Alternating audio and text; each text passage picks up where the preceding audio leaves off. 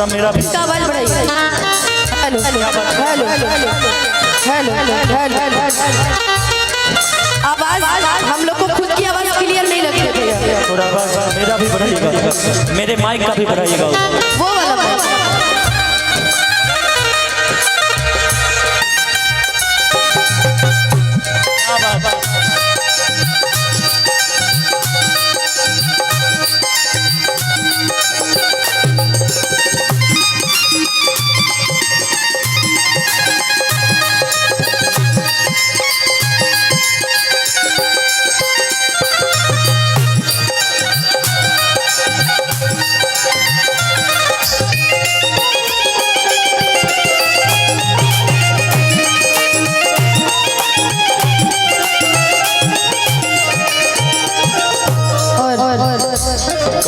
हाय रब्बाई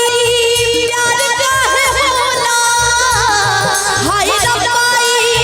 प्यार काहे होला, इश्क में लोगवा बीमार काहे होला, इश्क में लोगवा बीमार काहे होला, हाय रब्बाई प्यार काहे होला, हाय रब्बाई प्यार काहे होला, इश्क में लोगवा बीमार काहे होला, इश्क में लोगवा बीमार काहे होला।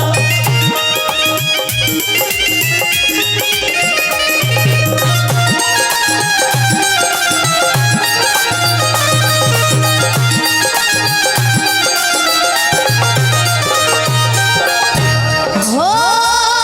तोहरा के देहनी की करे जा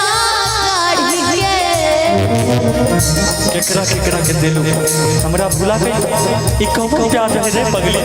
कि आज तहर दिल हो विचार जल कतही लगा लेला, तहर दिल हो विचार जल कतही लगा हो तोहरा के देहनी की करे जा काढ़ी के कबहू ना बनला तू हाली चल के शादी के कबहू ना बनला तू हाली चल के शादी के कबहू ना बनला तू हाली चल के शादी जा जान खुश रही हमके भुला के जा जान खुश रही हमके भुला के सैया कोरावा में शादी के करे जवा तू चाल देलू गोरी लेके सिंघोरा ए शादी के करे जवा तू चाल देलू गोरी लेके सिंघोरा। हम जब ई गीत ये पहला बेर गई तो हमें को लाइनों में ना गावत रहे, बाकी जब मुकेश जी के हम पहला बेर देखली तो उन्हें खरती हमें को गाना हलचल भैया से कह के मंगवा लेने के वो इनकरा खरती में को गाना होगा के चाहिए। रुपेश भैया तनी ध्यान दीजिएगा। जा जा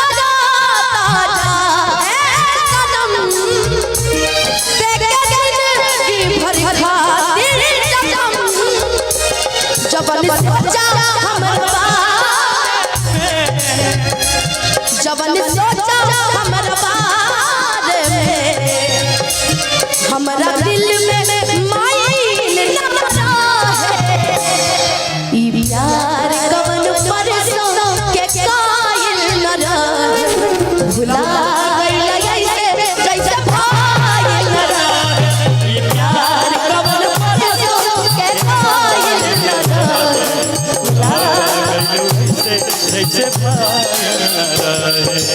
बाकी जे आज हमनी के जब बोले जे हमनी के इतना अपना प्यार देले बा, इतना सपोर्ट कइले बा, उनकरा के करते एको गो लाइन भैया आप ही लोग के लिए लाइन आप दोनों लोग ठीक फोटो हो जाए। मैं कहीं भी रहूं तुझको है जिंदगी की कसम, मैं कहीं भी रहूं किसी की कसम फासले आते जाते रहे प्यार ले नहीं हो गम ये प्यार कौन बरसो भुला गइलू वैसे जैसे प्यार कवन परसो के कायल रहे भुला गइलू ऐसे जैसे पायल रहे। तुमने क्या सोचा क्या कि हम कुछ भी कर लेंगे तो लोगों को पता नहीं चलेगा? हमने तो यही सोचा। हम ना छुपाएंगे प्यार हम ना छुपाएंगे प्यार मगर दुनिया को पता चल जाएगा लेकिन छुप छुप के मिलने लेकिन छुप छुप के मिलने से मिलने का मजा तो आएगा लेकिन छुप छुप के मिलने से मिलने का मजा तो आएगा कि अब जा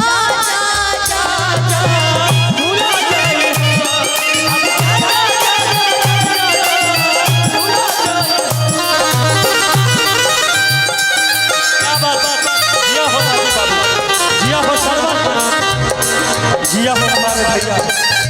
जिंदा।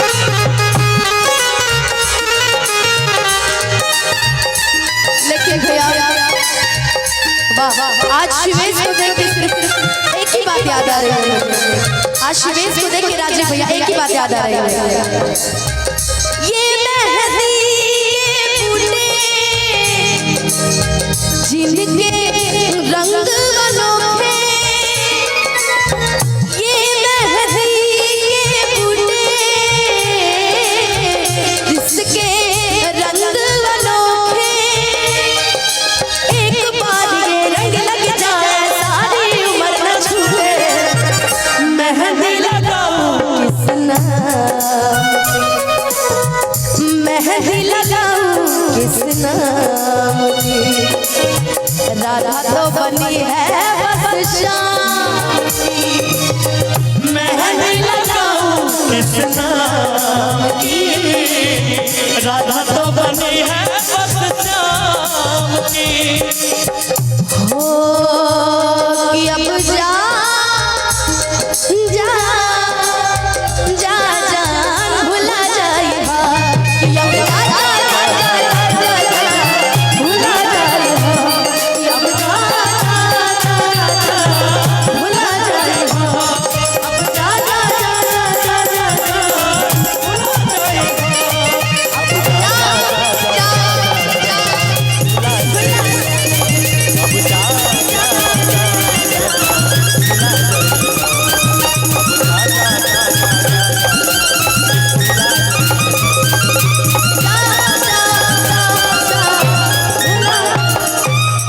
धोखा देके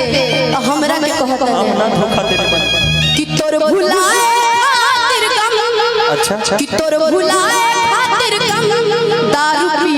ले कि तोर भुलाए खातिर कम दारू पी ले आके देखाए सनम कैसे जी ले हो आके देखाए सनम कैसे जी ले तोर भुलाए खातिर कम तोर भुलाए खातिर कम दारू पी ले आके देखाए सनम